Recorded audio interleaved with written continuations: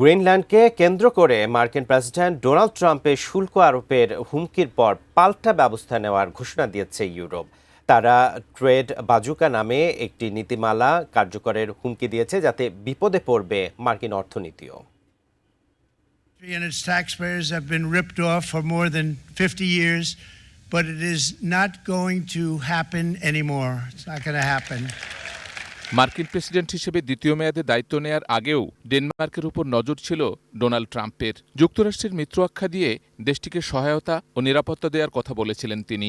এবার ডেনমার্কের স্বায়ত্তশাসিত অঞ্চল গ্রিনল্যান্ডকে দখলে নিতে চান। এতে বাদ সাধলে ইউরোপের ৮ দেশের পণ্যে ১০% শুল্ক আরোপের হুমকি দিয়েছেন ট্রাম্প। তাই এ নিয়ে সরব ইউরোপ। মুখ খুলেছেন ব্রিটিশ প্রধানমন্ত্রী কিয়ের স্টারমার। ট্রেড বাজুকা নামে পরিচিত অ্যান্টি কোয়ারশন ইনস্ট্রুমেন্ট কার্যকর করতে ইউরোপীয় ইউনিয়নের প্রতি আহ্বান জানিয়েছেন ফরাসি প্রেসিডেন্ট ইমানুয়েল ম্যাখো। পণ্য প্রবেশ নিয়ন্ত্রণের এই নীতিমালা কার্যকর হলে ইউরোপের বাজারে কিছু সংখ্যক মার্কিন পণ্যের প্রবেশ বাধার মুখে পড়বে। Une agressivité néocoloniale de certains. প্রাণ সসের মাখামাখি টেস্ট বার্গারকে করে তোলে আরো ইয়ামি আরো জোস। প্রাণ সস, সসের বস।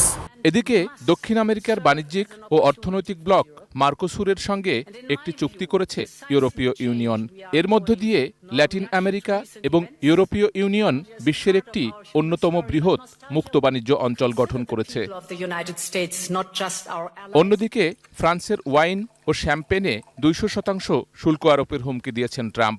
গাজা সহ বিশ্বজুড়ে যুদ্ধ ও সংঘাত নিরসনে বোর্ড অব পিসে যুক্ত হতে ফরাসি প্রেসিডেন্ট ইমানুয়েল ম্যাখো আপত্তি জানানোই তিনি এ হুমকি দিয়েছেন।